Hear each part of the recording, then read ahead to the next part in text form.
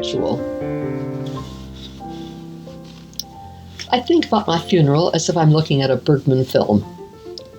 The camera closes in on the saddened faces, eyes full of tears, hands holding onto other hands, the flowers and the initials of my name attached to the coffin. It's a habit that doesn't date from today. For many years, going to one funeral or another, I'd often take my mind off the dead person and begin thinking of how I could improve the ceremony. I thought about the music, the sermon, and the testimonials, and in my mind graded the priests, and most of the time failed them, because they said things that were common and empty, spoke about a future life in paradise, and didn't say anything personal, authentic, intimate, nothing that couldn't be said at another funeral service for another deceased. At times I leave the funeral very angry, critical not only of the clumsiness of the representative of the church, but of his lack of professionalism. If they worked in the company, I thought, they'd be fired for incompetence. Now I'm not so demanding. In fact, I forgive it all and understand it all. But I'm thinking that the day of my funeral will be the last time my name will be pronounced in public, the last time that those people gathered in the room will think about me. And I'd like, you can call it vanity, that when they leave, they say that the ceremony was moving and a little different. There's nothing more disappointing than to leave a funeral without anything, words, music, tears, having touched you, not even for a moment.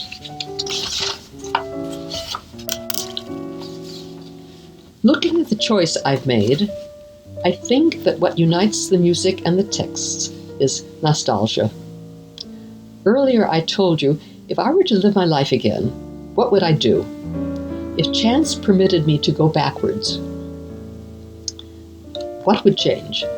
What would I do that I haven't done, and that I'd give up doing? Cleaning up, I found a photo.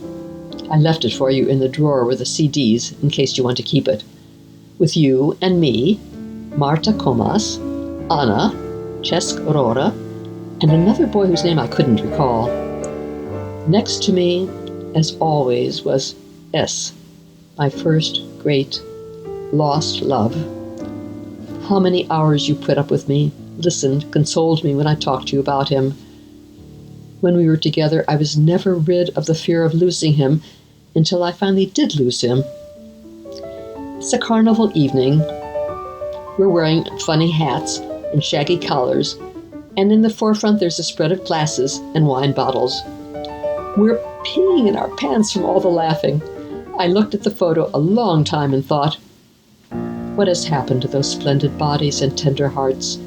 And I felt such pain. Where are we now? Where have we ended up?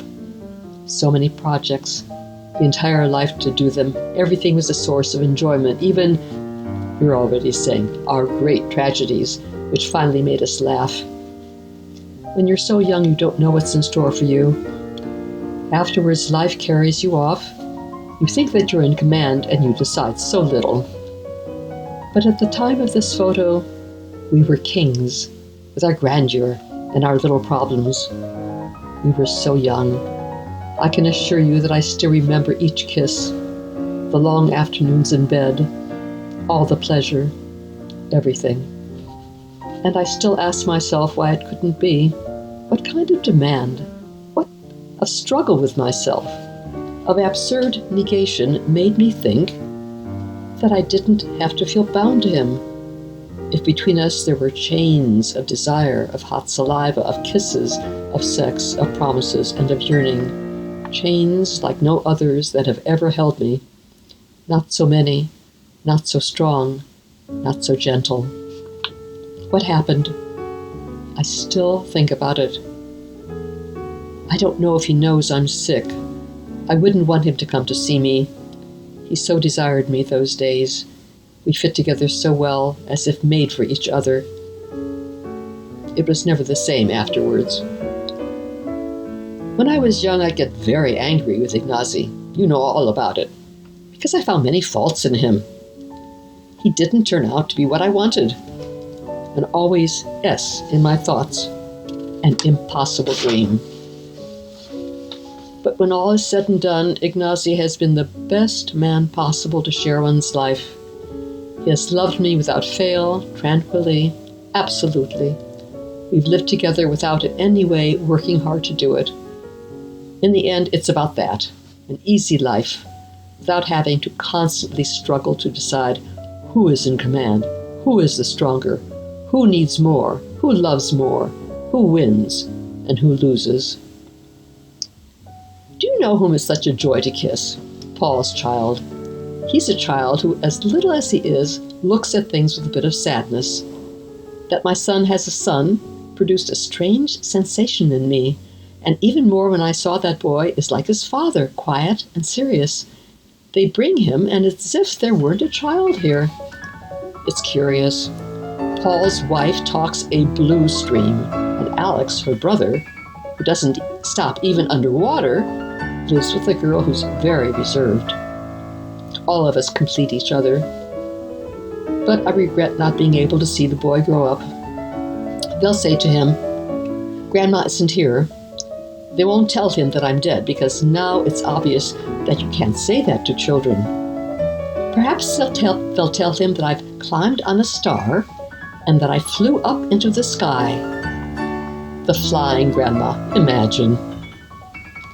Well, let them say what they want. The child is very little, and we haven't had the time to weave anything together that will serve him as a memory. I imagine the people who will be there. Few? Many? Will they be affected? Will they cry? Hide their eyes with dark glasses? I'm wondering if S will come, and if he does, will he find a seat in the first rows or in the last? Thinking about that occupies me. Also, I dream of the possibility, it would please me, that finally to honor my person, my two cousins would make peace. At the moment, I don't remember exactly why they quarreled, but I know that it's been more than 30 years that they haven't spoken to each other. The human race. In the end, they'll find a way. Now it's done. Thank you. You'll do everything very well. Above all, take advantage of each day. They don't come back.